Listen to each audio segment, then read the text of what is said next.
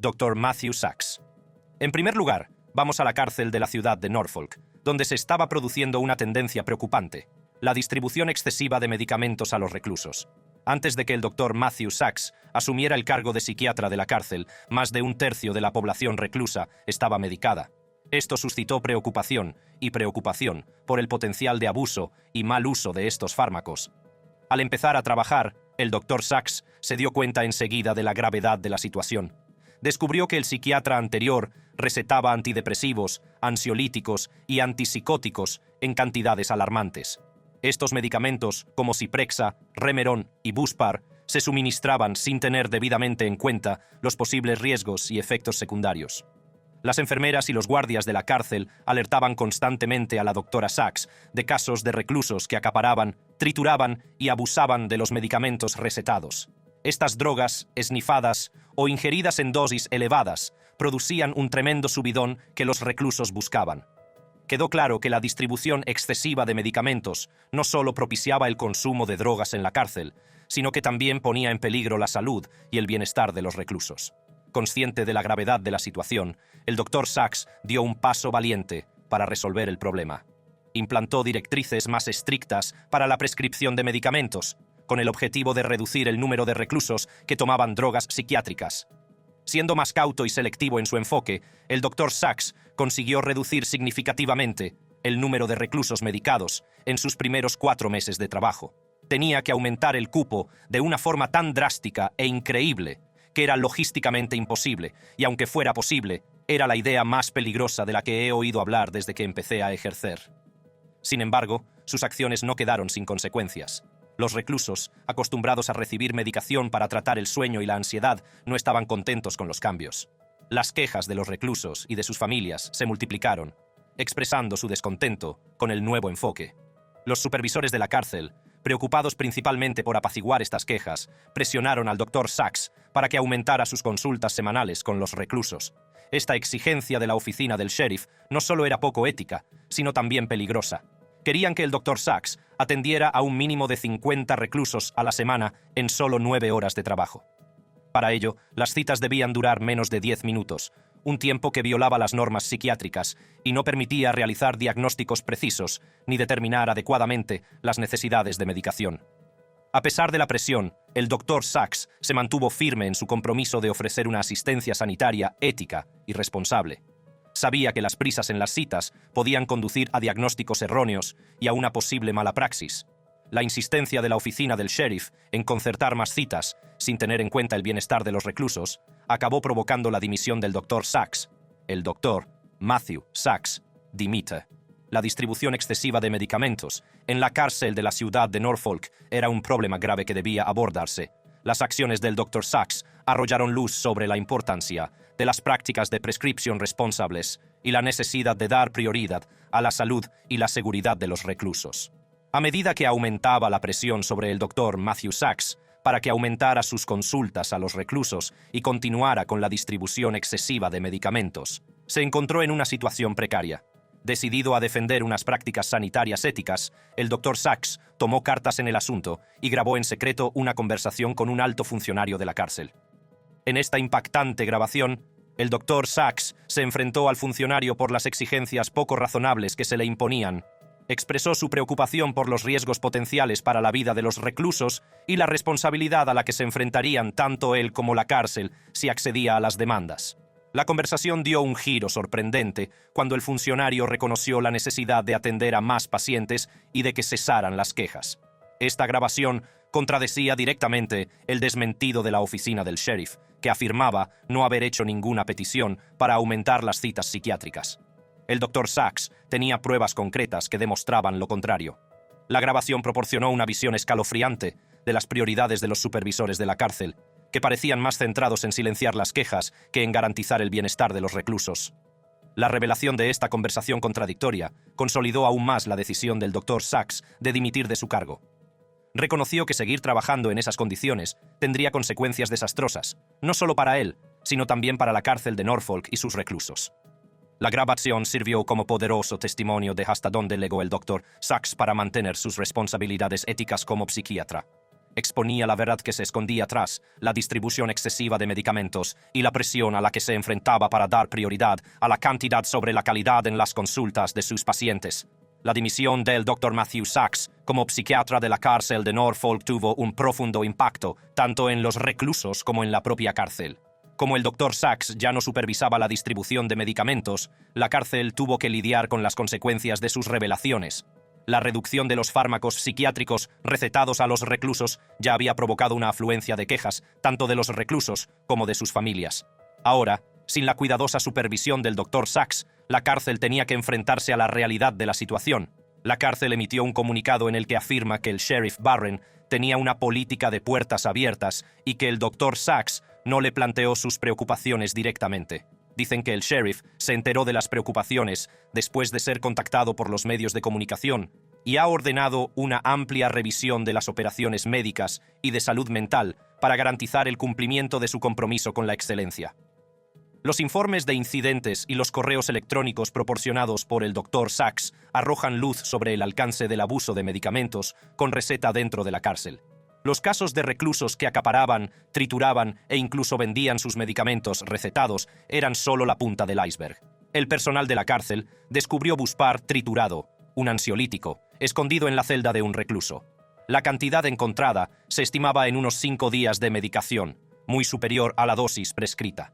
En otro correo electrónico, un trabajador de salud mental de la cárcel pidió al Dr. Sachs que suspendiera la prescripción a un recluso de Ciprexa, un antipsicótico, utilizado para tratar la esquizofrenia. El recluso había estado acumulando y compartiendo la medicación con otros reclusos, incluso triturándola para su uso ilícito. Estos incidentes pusieron de manifiesto las peligrosas consecuencias de la distribución excesiva de medicamentos y el potencial de abuso dentro de la cárcel. Las consecuencias de la dimisión del Dr. Sachs fueron más allá de los problemas inmediatos del abuso de medicamentos con receta. La cárcel de la ciudad de Norfolk se enfrentaba ahora al reto de encontrar un nuevo psiquiatra que diera prioridad al bienestar de los reclusos y cumpliera las normas éticas de atención. David Tatum. Profundizamos en un inquietante caso procedente de Charlotte. Un jurado ha condenado a un ex psiquiatra infantil por grabar en secreto a víctimas menores de edad y mucho más. A continuación, nos adentramos en un caso que puede hacer que se te revuelva el estómago: la condena y sentencia de David Tatum. En mayo de 2023, Tatum fue declarado culpable de múltiples cargos relacionados con imágenes y vídeos de abusos sexuales a menores, incluyendo un cargo de producción de pornografía infantil, un cargo de transporte de pornografía infantil y un cargo de posesión de pornografía infantil. David Tatum. Cargo: producción de pornografía infantil, transporte de pornografía infantil, posesión de pornografía infantil. El tribunal condenó a Tatum a 40 años de prisión, un castigo que refleja la gravedad de sus delitos. Además de su larga pena de prisión, Tatum también estará sujeto a 30 años de libertad supervisada, lo que garantiza que permanecerá bajo estrecha vigilancia, incluso después de su liberación. David Tatum sentencia: 40 años de prisión, 30 años de libertad vigilada. Además, se ordenó a Tatum el pago de una restitución, aunque la cantidad exacta está aún por determinar. Además, se le exigió el pago de una cuota de $99,000. Estas sanciones económicas sirven como una pequeña medida de justicia para las víctimas y sus familias, que han quedado marcadas para siempre por las acciones de Tatum. Durante el juicio de David Tatum, las pruebas presentadas ofrecieron una imagen inquietante de sus acciones y del alcance de su depravación. Se reveló que Tatum había pasado 5 años acumulando un tesoro de pornografía infantil, a partir de 2016. Esta colección incluía más de 1,000 títulos, algunos de ellos con contenido explícito que involucraba a niños preadolescentes. Lo que resulta aún más chocante es el método que empleó Tatum para obtener estas imágenes explícitas. Grabó en secreto a múltiples adolescentes, incluidos miembros de su familia y un antiguo paciente, mientras se desvestían y duchaban. La violación de la confianza y la invasión de la intimidad son verdaderamente espeluznantes. Pero la explotación de Tatum no se detuvo ahí. Cuando sus propios videos ya no fueron suficientes, recurrió a un sitio web de falsificación profunda que utiliza inteligencia artificial para alterar digitalmente imágenes de menores vestidas, haciéndolas sexualmente explícitas. Esta manipulación de imágenes inocentes es un escalofriante testimonio de hasta dónde llegó Tatum para satisfacer sus perversos deseos. Las pruebas presentadas en el juicio de Tatum no dejan lugar a dudas sobre el alcance de sus delitos y el daño que infligió a sus víctimas. Es un duro recordatorio de los peligros que plantean los individuos que abusan de sus posiciones de poder y autoridad. No se puede exagerar el impacto de las acciones de David Tatum en sus víctimas. El trauma emocional y psicológico que han sufrido es inconmensurable. La explotación de su confianza y la violación de su intimidad por parte de Tatum han dejado cicatrices duraderas que quizá nunca cicatricen del todo. Para los adolescentes a los que grabó en secreto, incluidos sus familiares, la traición que sufrieron es inimaginable. Saber que alguien en quien deberían haber podido confiar, alguien que se suponía que debía ayudarles a superar situaciones difíciles de salud mental, en lugar de ello, los utilizó para su propia gratificación sexual, es devastador. La expaciente que fue grabada durante las sesiones de terapia también sufrió mucho. La violación de la relación terapéutica, un espacio que debería ser seguro y confidencial, ha tenido sin duda un profundo impacto en su bienestar. La ruptura de la confianza por parte de alguien a quien acudió en busca de ayuda es una traición difícil de superar. Los fiscales dicen que Tatum acumuló pornografía y las imágenes entre 2016 y 2021, incluida la toma secreta de imágenes de un menor desvistiéndose y duchándose. Tatum también utilizó IA, basada en la web, para alterar imágenes de menores vestidas para que parecieran sexualmente explícitas. Las víctimas de la profunda manipulación falsa de Tatum también soportan el peso de saber que sus imágenes inocentes se transformaron en contenido explícito sin su consentimiento. El coste psicológico de que sus identidades y momentos personales hayan sido explotados de tal manera es inmenso. Es crucial reconocer y apoyar a las víctimas de los delitos de Tatum, mientras recorren el largo y difícil camino hacia la curación. Su resistencia y fortaleza ante semejante trauma son encomiables, y merecen justicia y apoyo mientras reconstruyen sus vidas. La detención y posterior condena de David Tatum no habría sido posible sin los denodados esfuerzos de las fuerzas del orden. Su incansable labor de investigación y creación de una causa contra Tatum ha desempeñado un papel crucial en su enjuiciamiento. Las autoridades federales tuvieron conocimiento por primera vez de que Tatum poseía imágenes de abusos sexuales a menores en septiembre de 2021, gracias a la información facilitada por un particular. Este chivatazo puso en marcha una investigación exhaustiva que descubrió el alcance de los delitos de Tatum y las pruebas necesarias para lograr una condena. La colaboración entre agencias federales, como el FBI y las fuerzas de seguridad locales, fue decisiva para garantizar que Tatum respondiera de sus actos. Sus esfuerzos coordinados permitieron llevar a cabo una investigación exhaustiva que no dejó piedra sobre piedra. Los crímenes de David Tatum han tenido un profundo impacto en la comunidad, dejando a muchos conmocionados y profundamente perturbados. La constatación de que alguien en una posición de poder y autoridad podía cometer actos tan atroces ha hecho añicos la confianza que la comunidad había depositado en profesionales como Tatum. Estos crímenes nos recuerdan con crudeza la necesidad de una mayor concienciación y prevención en lo que respecta a la explotación infantil. Es fundamental que los padres, cuidadores y miembros de la comunidad se mantengan alerta y reciban información sobre los signos de abuso y explotación. Reconociendo las señales de alarma y actuando, podemos ayudar a proteger a los niños vulnerables de ser víctimas de individuos como Tatum. Además, es esencial que los profesionales y las organizaciones de salud mental den prioridad a la seguridad y el bienestar de sus pacientes. Deben establecerse protocolos y salvaguardias estrictos para prevenir cualquier forma de abuso o explotación en los entornos terapéuticos. La formación y educación periódicas sobre conducta ética y límites son vitales para garantizar el máximo nivel de atención y protección a quienes buscan ayuda. El impacto de los crímenes de Tatum debe servir de llamada de atención a toda la sociedad.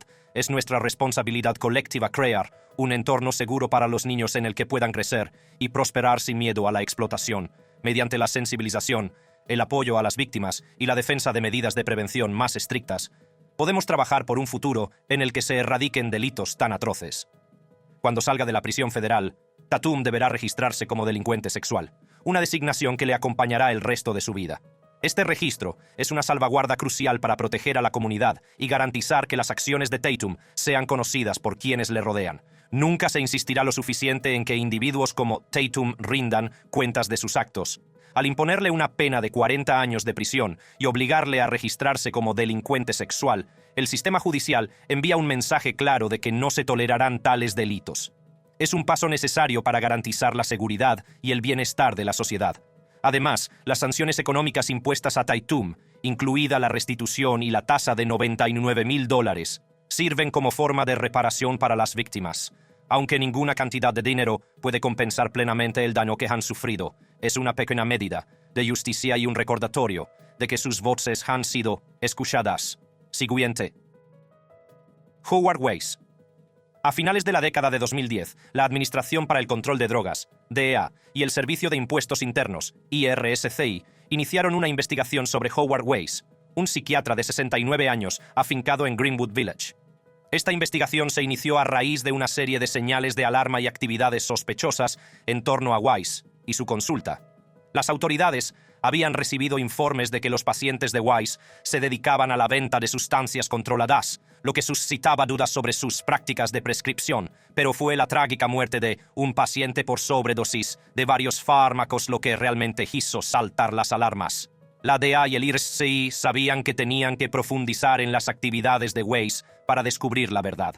A medida que se desarrollaba la investigación, quedó claro que Weiss recetaba metanfetamina, un estimulante de la lista segundo altamente adictivo, a varios pacientes adultos. Esta revelación fue muy preocupante, ya que la FDA solo ha aprobado un producto de metanfetamina para uso médico en raras circunstancias. El hecho de que Weiss la recetara a varios pacientes hizo saltar inmediatamente las alarmas.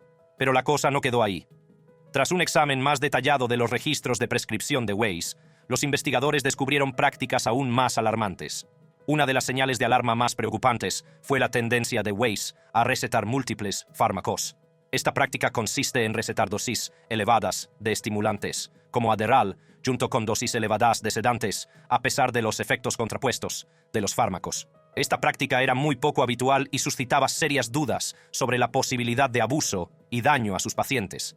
Además, se descubrió que Weiss prescribía regularmente estimulantes como Adderall en el extremo superior del rango de dosis habitual y a veces incluso mucho más allá.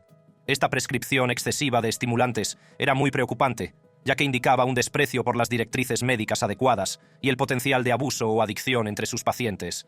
La investigación también reveló que Weiss había estado recetando metanfetamina a un paciente que fue detenido posteriormente durante una venta de drogas. Sorprendentemente, el paciente fue hallado en posesión de 119 pastillas de metanfetamina que le habían sido recetadas por Weiss.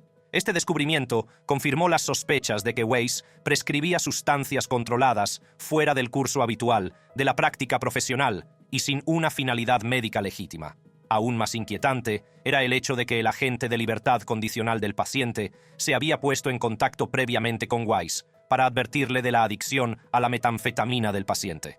A pesar de esta advertencia, Weiss decidió ignorarla y siguió recetando la droga, contribuyendo en última instancia a la caída del paciente. La combinación de estas señales de alarma, las prácticas de prescripción sospechosas y las trágicas consecuencias de las acciones de Weiss llevaron a la DEA y al IRSCI a investigar a fondo sus actividades. Estaban decididos a descubrir la verdad y responsabilizar a Weiss de sus actos, actividades financieras ilegales y cargos.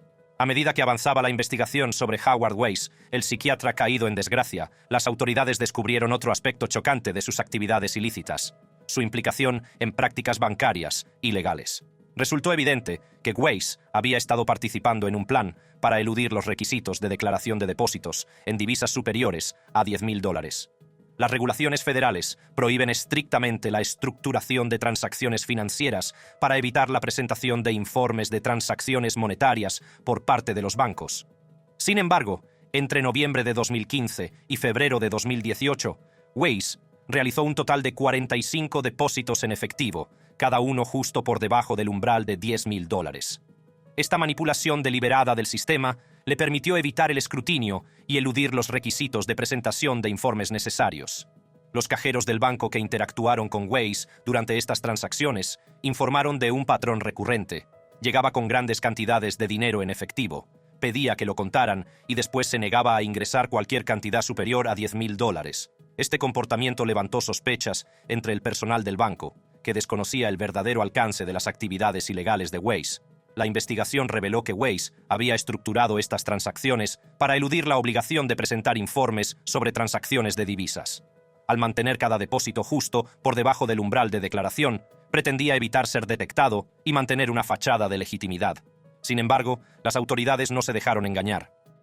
La DEA y el IRSCI, armados con pruebas de las actividades bancarias ilegales de Weiss, añadieron estos cargos a la creciente lista de delitos contra él.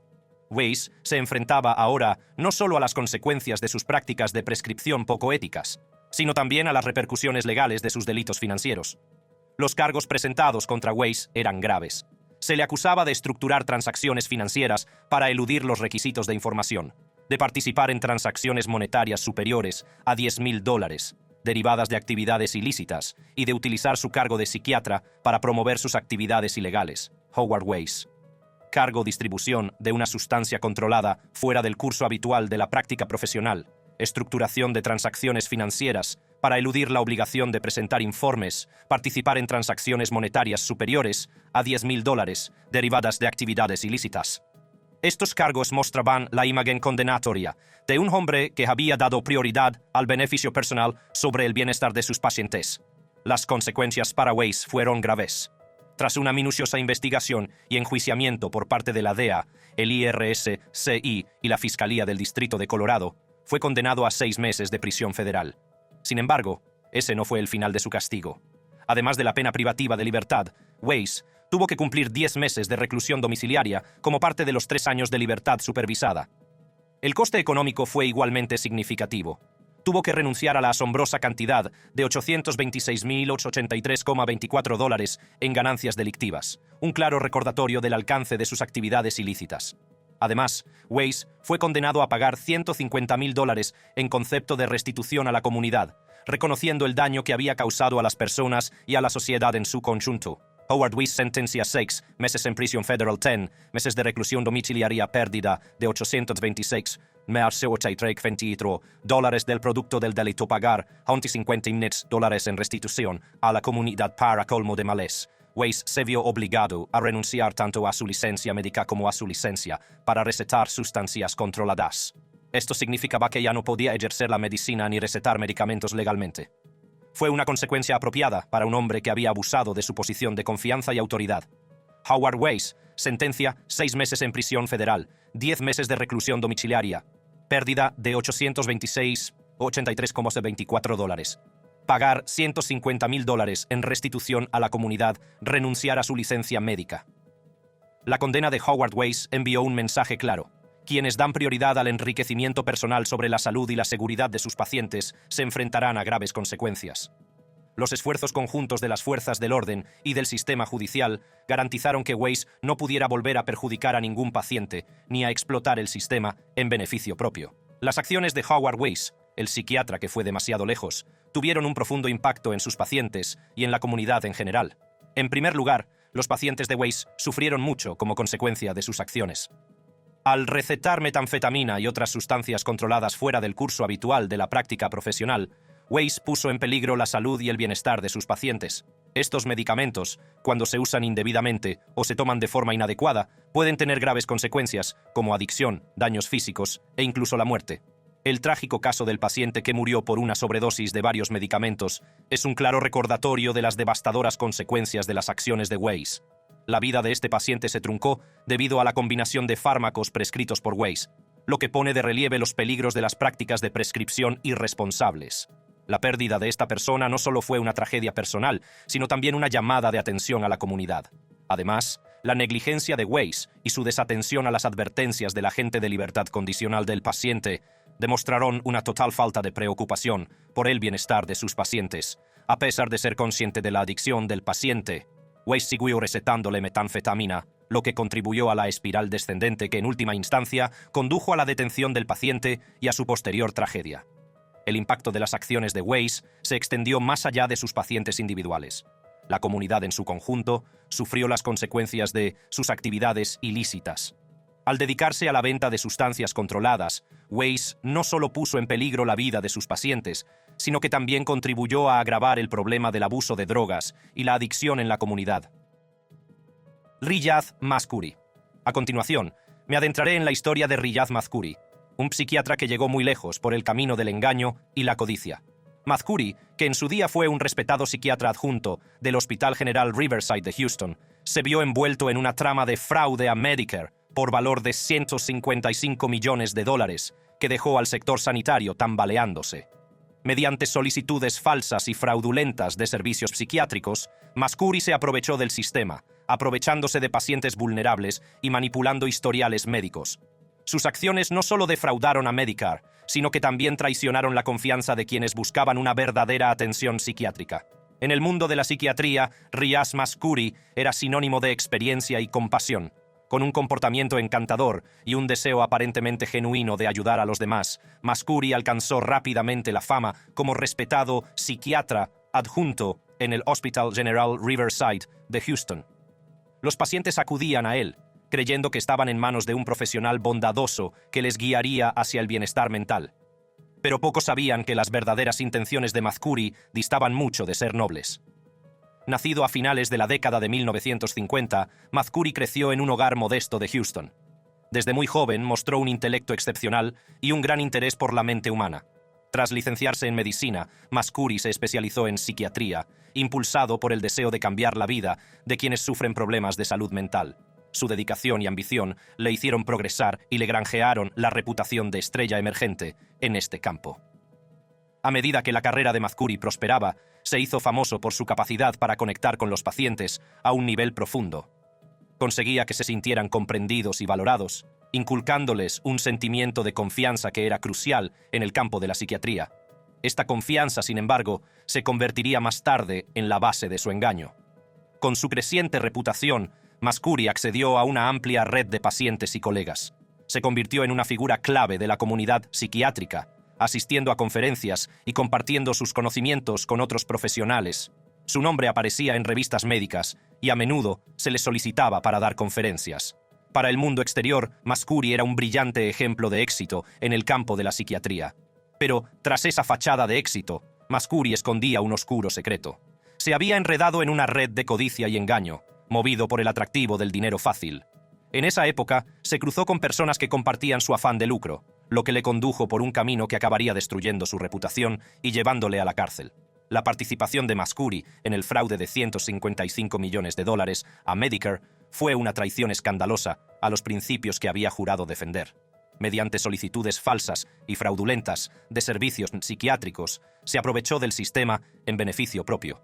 La trama consistía en presentar solicitudes de servicios del Programa de Hospitalización Parcial, PHP, cuyo objetivo era proporcionar tratamiento ambulatorio intensivo a pacientes con enfermedades mentales graves. Sin embargo, Mascuri y sus cómplices admitían y readmitían indiscriminadamente a pacientes en estos programas, muchos de los cuales eran incapaces de participar en el tratamiento debido a una grave enfermedad de Alzheimer o demencia. Estos pacientes no cumplían los requisitos para recibir los servicios, pero Mascuri falsificó historiales médicos y firmó documentos falsos para que pareciera que sí los cumplían. A medida que se desarrollaba la trama, Mascuri facturó personalmente a Medicare tratamientos psiquiátricos que en realidad nunca prestó. Su firma en los documentos de los pacientes permitió al Hospital General Riverside facturar fraudulentamente millones de dólares a Medicare. El alcance de su engaño fue asombroso, con pruebas que demuestran que desempeñó un papel fundamental en la facturación fraudulenta de más de $55 millones. En mayo de 2017, tras un juicio de 5 días, Mascuri fue declarado culpable de un cargo de conspiración para cometer fraude sanitario y 5 cargos de fraude sanitario. Riaz Mascuri. Cargo: conspiración para cometer fraude en la atención sanitaria. Fraude en la atención sanitaria. Las consecuencias por sus actos fueron graves. En septiembre de 2018, fue condenado a 150 meses de prisión y se le ordenó pagar $20,6 millones a Medicare y $2,25 millones a Medicaid en concepto de restitución.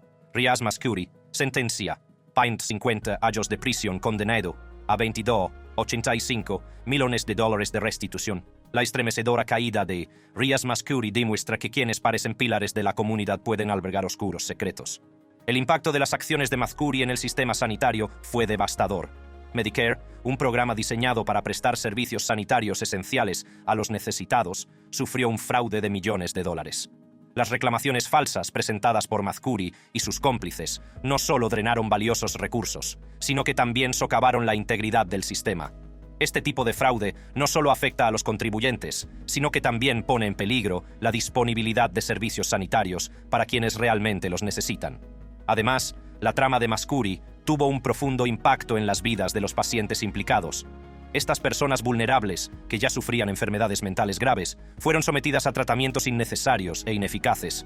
La manipulación de los historiales médicos y la documentación falsa no solo engañaron a Medicare, sino que también traicionaron la confianza de estos pacientes y sus familias. Las consecuencias de tales acciones sobre su bienestar no pueden subestimarse. Las repercusiones de la trama de Mazkuri fueron más allá de sus propias acciones. Otras 15 personas fueron condenadas por su participación en la trama fraudulenta, entre ellas el expresidente del Hospital General de Riverside, Ernest Gibson III, y el operador de uno de los centros satélites, PHP, de Riverside, Ernest Gibson Offee.